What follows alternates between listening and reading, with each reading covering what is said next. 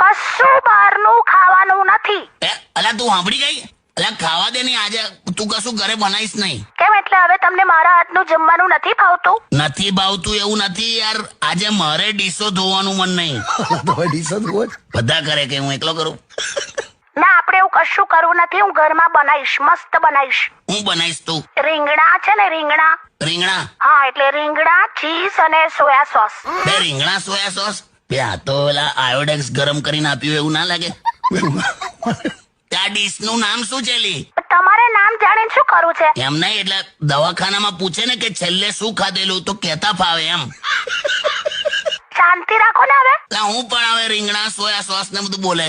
હું ઓલવેઝ ગમે તે જમવાનું બનાવું છું ને, મસ્ત જ બનાવું છું. તું જાતે જ નક્કી કર.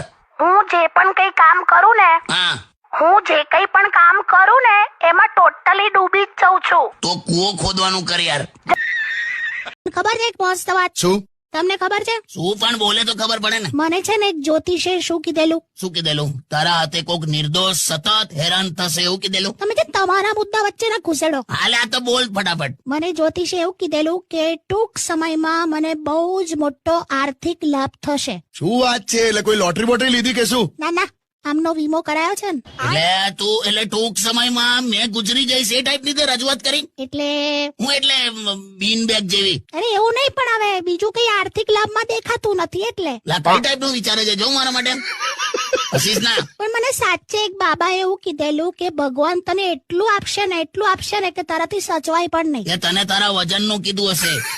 જો સીધા રહેજો. એટલે પણ તું શું પૈસા જો બકા એક વસ્તુ સમજ, દિવસ જયારે ઉગે ને માત્ર ત્યારે જ એવું થાય કે જીવનમાં પૈસાની જરૂર છે, પણ દિવસ જયારે પતે ને ત્યારે એવું જ થાય કે બસ જીવનમાં ખાલી શાંતિની જરૂર છે. ખોટી ફિલોસોફી ના ઠોકો. સાચું કહું છું લી. પણ તોય આ તારી વાતો સાંભળીને મારે પરણેલા પુરુષને એટલું જ કેવું છે કે મિત્રો, સુખી રહેવું હોય ને તો પોતાના પર્સનું મોઢું ખુલ્લું રાખો અને પોતાનું મોઢું બંધ રાખો. વાહ, ક્યા બાત હે. હા ભાઈ, હા હો ખાબોચિયાની હિપોપોટેમસ. જમાઈ સાસુને લઈને ફરાર થઈ ગયો એવું આવ્યું છે. આ તો કઈક અલગ જ ચાલ્યું છે નહીં? ખરેખર એવું આવ્યું છે. અમે વાંચ્યું હતું પેપરમાં. અમારી વખતે કેવું હતું, હા છોકરી જોવા જાય ને હા. તો છોકરીની નાની બેનને સંતાડી દેતા હતા. હે એવું? હાલ આ લલચાઈ જાય અમુક આ પુરુષો. એવું? એવા તો કેટલાય દાખલા છે.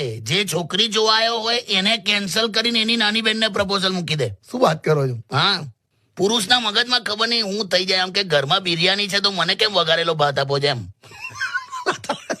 એટલે નાની બેનને હંતાડી દેતા હતા. હા પણ અત્યારે જે ચાલ્યું છે, હા.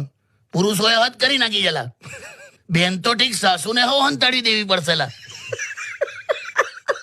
જો જમાઈ સાથે સાસુ ફરાર, જીજા સાથે સાડી ફરાર, દિયર સાથે ભાભી ફરાર, જેઠ સાથે દેરાણી ફરાર.